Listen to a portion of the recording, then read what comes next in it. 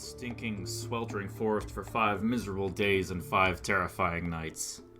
P Company was one of the first to really put the boot into the Hatterites, pushing in far deeper than the first advances in a hope of finally dislodging them. The main bulk of the gathering Ansar forces were nearly ready to start the long and bitter war back to the capital, but they needed the forest clear in order to advance with a clear flank. P Company pursued their vital task with intelligence and vigor.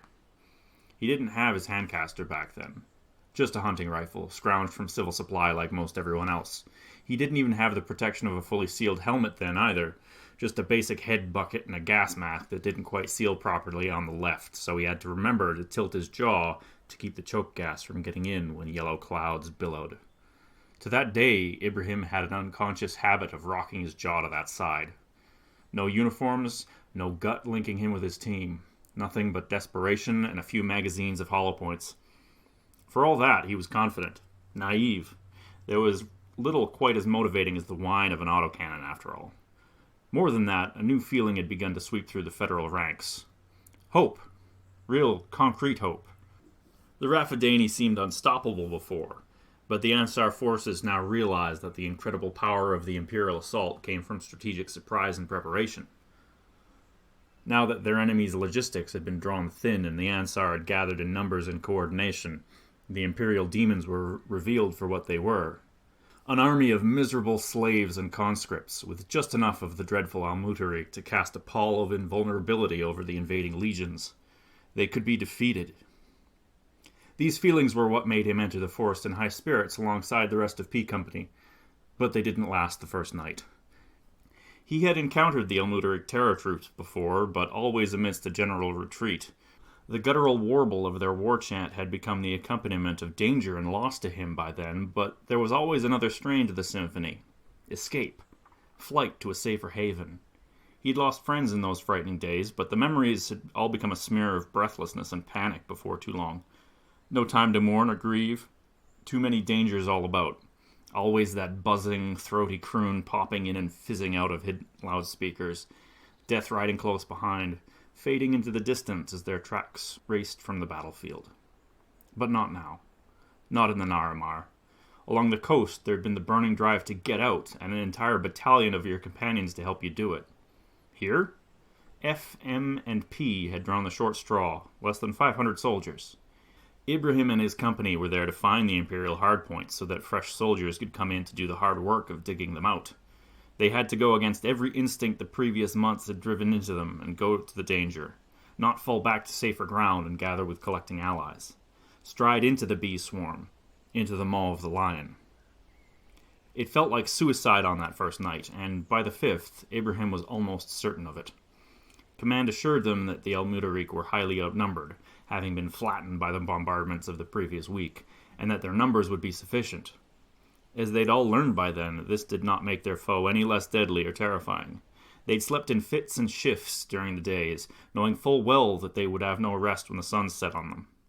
The nights were deep and dark, split only by the roll of explosive thunder along the ground, lit by infernal firelight and the flash of muzzle flare, bedewed with the scent of charnel and ozone. P Company lost 10 on their first night. By the end of the 4th, they've lost nearly 50.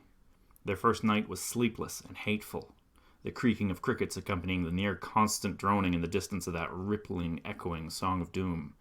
It wavered close and far, as if the warbots were unmoored from their armored shells, spectral killers drifting through the fog with the minds for murder.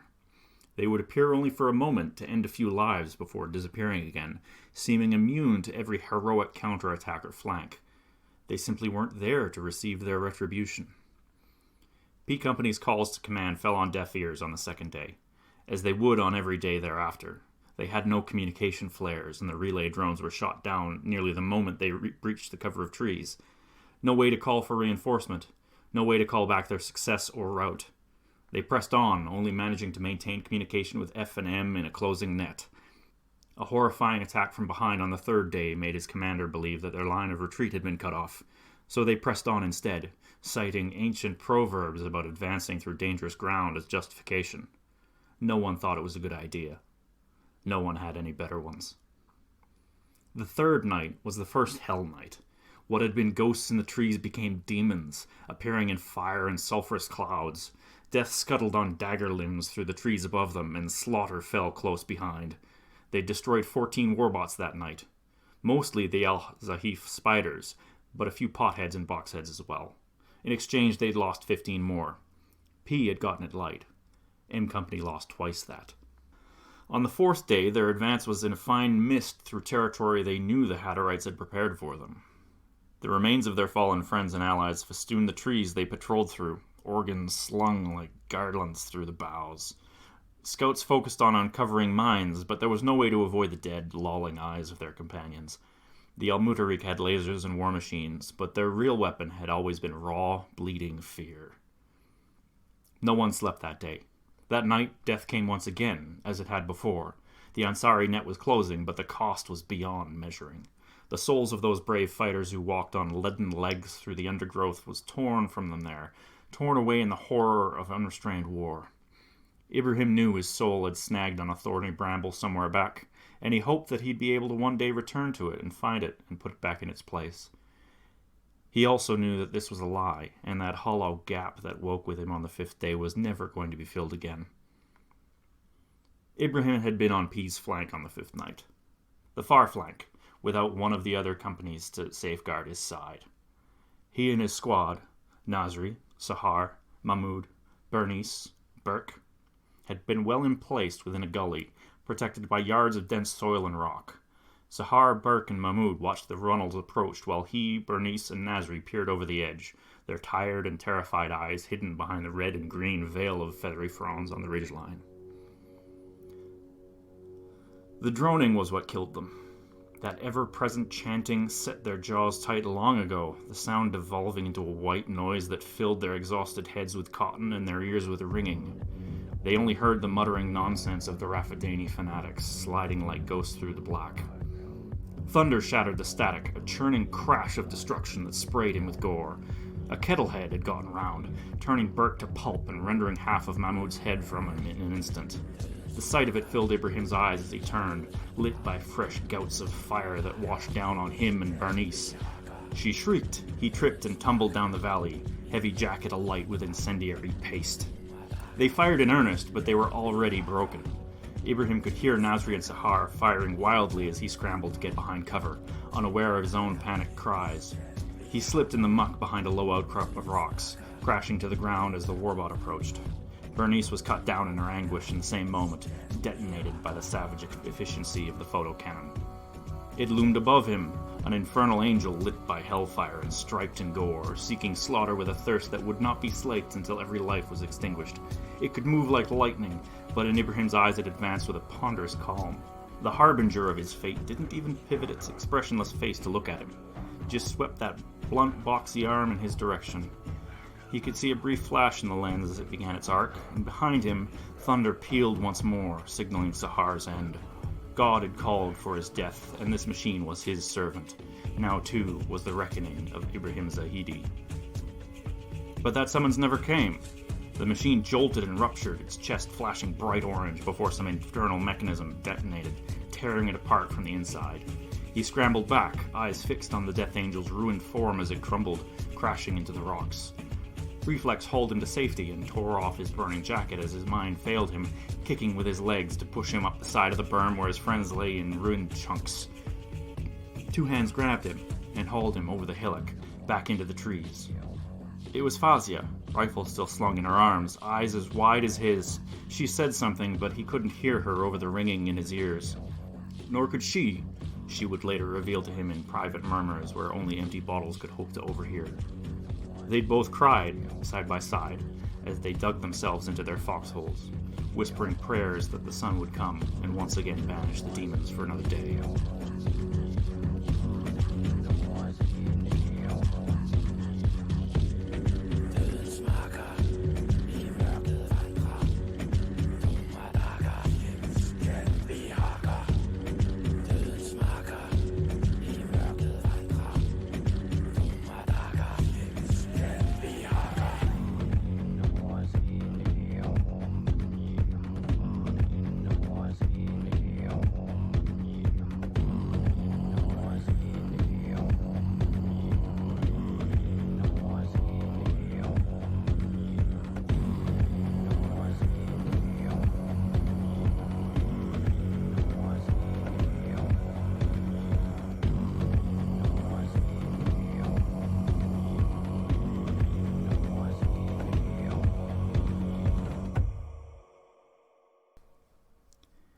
Ibrahim. He jolted at the hand on his arm. Just like that, the sun came, the demons were banished to their hollows, and Fazia was dead. His wide eyes flicked over and looked at Froya, unrecognizing, before fixing again on the ruins of the warbot. How pitiful it looked now. How meager. How unlike the god of death it had been that night. The earth was consuming it, burying it away. Its hateful heart, now hollowed, had become a home for birds. Sorry. Right. He replied in a voice that still wasn't present, still fighting the resurgence of those terrible nights. It wasn't anything more than acknowledgement of his state, an autonomic response to the fact that he'd been caught unawares. Normally he found such a moment humiliating, but today, under a canopy of leaves that seemed lighter and more radiant than he remembered, it wasn't embarrassing. It was just one more experience, one more nightmare. The creaking call of a shakhari rattled in the trees, perhaps the owner of the nest that nestled in the chest of his broken harbinger. Ibrahim unfastened his helmet, letting the wind cool his hot, tear-streaked cheeks. A tinge of chlorine in the air, just a brief whiff that he knew by now was only his imagination. He could swear he could still feel that heat on his thigh, too. He'd always been sensitive to heat and pain where that napalm had landed, ever since that night. Now the pain seemed welcome as he gazed across the gully, where his friends had been cut down, where he'd died. He could see the dome of Fazia's helmet peeking over the edge of the far side of the ravine, where she'd hauled him to safety after cutting down his killer. Where he would go when it was his time to join her again. Froya's voice was subtle, but cut through the fog of his clouded thoughts. Here. He felt something press into his open hand and looked dumbly down at it. A little cylinder, pale brass, curled and carved with lines that spun around the edges before exploding into fine whorls and arcs. A narrower top, open, carved with a long spiral around it. Inside was too dark to see. A flask. A bottle. It was a bottle. For drinking. He and Fazia had shared drinks many times. He and Fazia and Nasri, the only ones left. He'd asked her what she'd said to him that night, what words of panic or reassurance she'd had for him as she hauled him over the edge and back to safety. She couldn't remember. She'd been too frightened. The whole night to her was a blur. After the war, they were regular fixtures at the bar, usually laughing or complaining, rarely talking quietly of what was best left dead.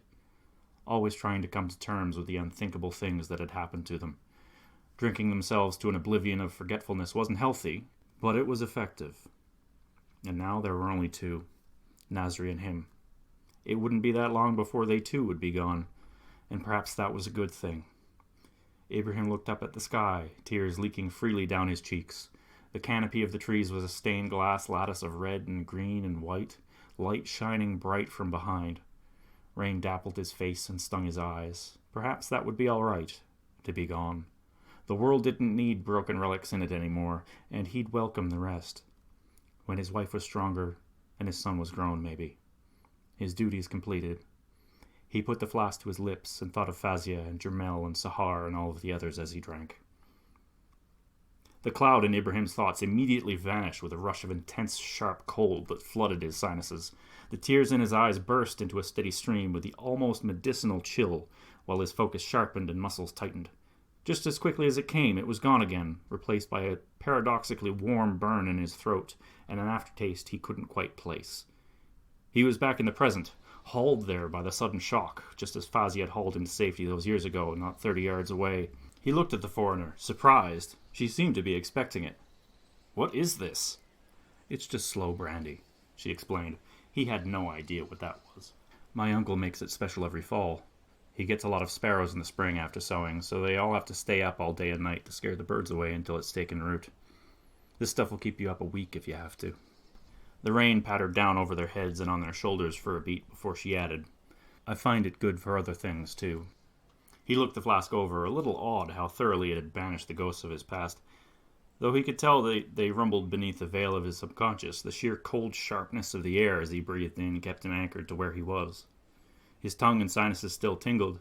Everything smelled fresh and bright and new. Froya handed him a handkerchief, asking plainly, "Are you ready to go? Is there anything you need to do here?" He dried his face so that the only streaks upon it were from the rain. "No. I'll come back later, when everything's done."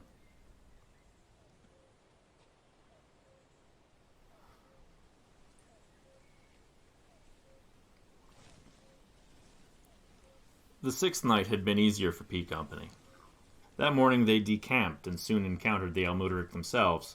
Himself, properly. He was an older man holed up in a concrete bunker, running his warbots from safety and stealth.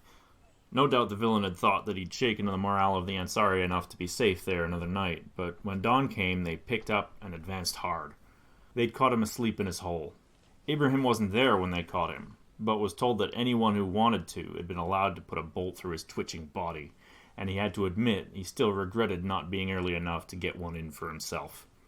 Now they were there again, Ibrahim peering through the lens of his handcaster while Froya crept ahead, crookstaff in hand. It bothered him that the Formacid's trail had led him here of all places.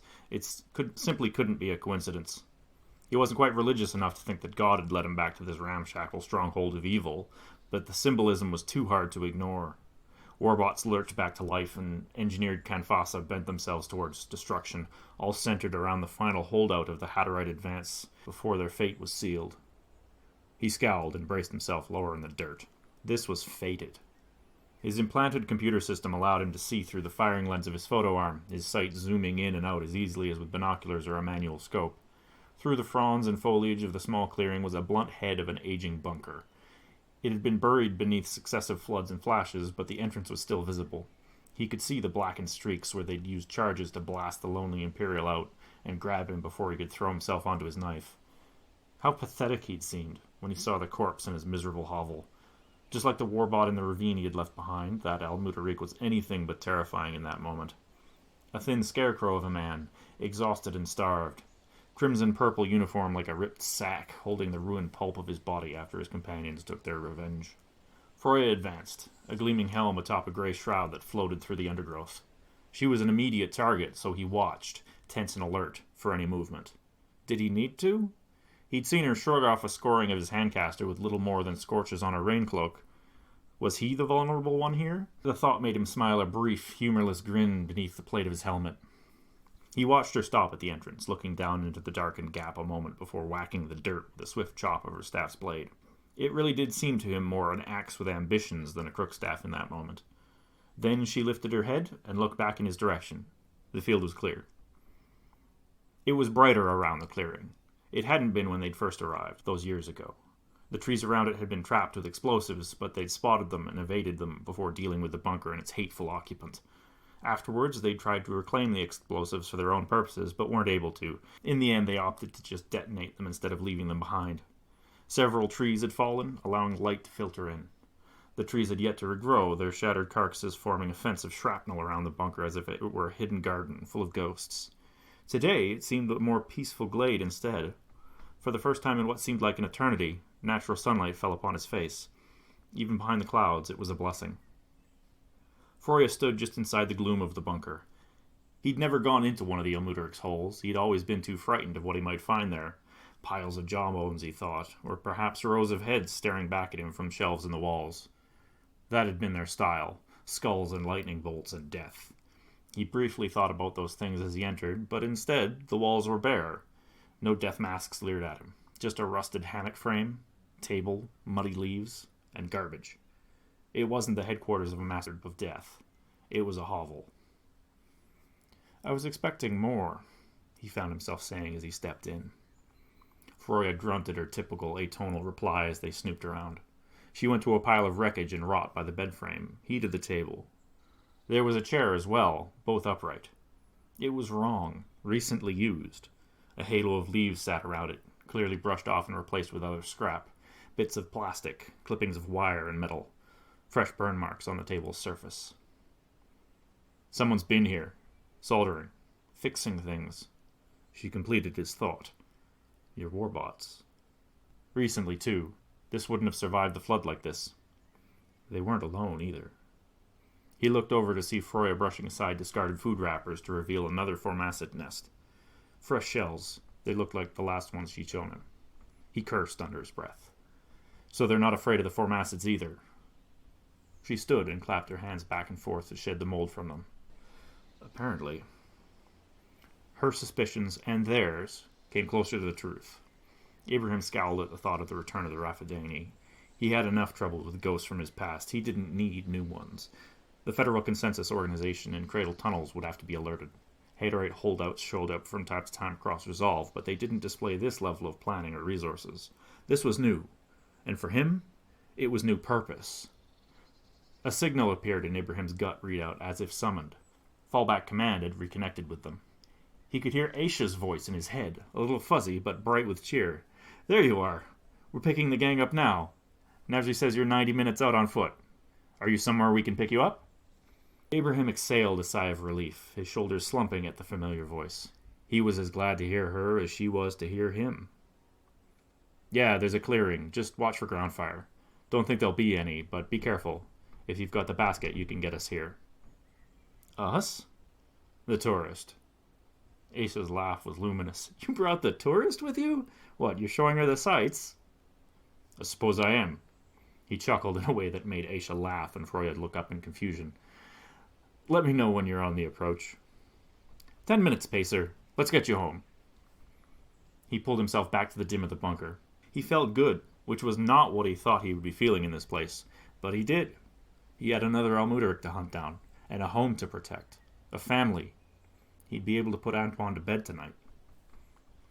That was the lift. They're going to come by and pick us up from here. We'll head back and do some legwork on what sort of resources these terrorists have, see if we can get ahead of them. Freya was leaning out of the single hatch of the bunker, looking out into the rain-streaked sky. "No," she replied simply. "Trail's still out there. I'll follow that." It was the answer he'd expected. She'd been evasive from the start, and given her background, he wasn't surprised. Disappointed, though. The strangeness of her presence suddenly struck him as he looked at her, silhouetted in the sunlight and framed in the doorway's darkness. Someone from another star. The rational side of his mind still doubted her story, but the sight of her driving that wedge of sunlight through the chest of a warbot was burned indelibly into his mind now. That he hadn't imagined. "Why? What are you hiding?" She turned towards him, the ruby gaze of her helmet's eyes fixing on him a moment before she sighed and returned to the gloom of the bunker. It came off of her head a moment later so that she could look at him squarely. As strange as she was, Freya was unquestionably human. The dappled purple and white of the scar that draped across her face cut notches into her lip and eyebrow. There were flecks of white in the gray of her eyes.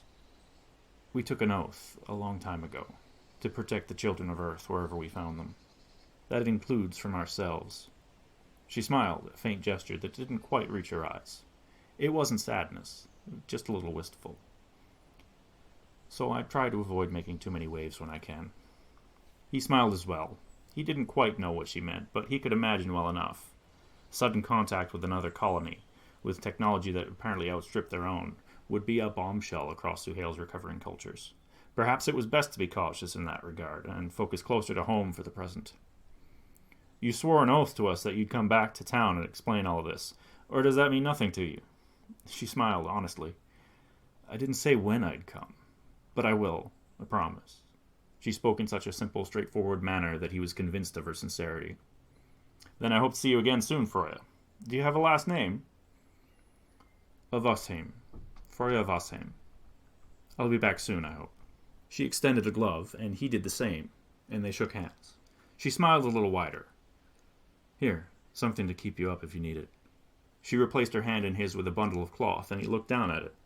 It was the handkerchief he'd given her not long ago to dry away his tears.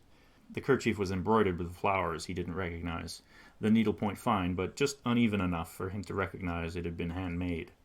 The thread, too, was uneven, a little lumpy in points, suggesting that it, too, hadn't been spun by a machine. Inside was the flask of sloe gin that had blasted his mind clear of the horrors of the past. "That's really generous, Freya. I don't have anything to give you in return, but when you come back to Fallback Bay, we'll—" He looked up from the gift, only to see sunlight streaming in through the open portal of the bunker. She was gone, and he was all right with that. Even if she wasn't ever able to return, she was one more memory that lurked in the forest, this one ending a little more pleasantly than the others. He suspected that she was right, that she would show up again when the time was right, or when her hunt was done. But it didn't matter. Nasri and Saif, Bahir and Masara were waiting for him. They had challenges ahead of them, and succeed or fail, Ibrahim intended to go out and meet them head-on. He'd end up back in this forest eventually, to finally meet Fascia and the others once again. But for the moment, there was life to live. He stepped out of the bunker and back into the light, as the rain scattered specks across his faceplate. Above the crystal canopy of leaves, the sun peered out from behind its bank of clouds, casting rainbows through the drops.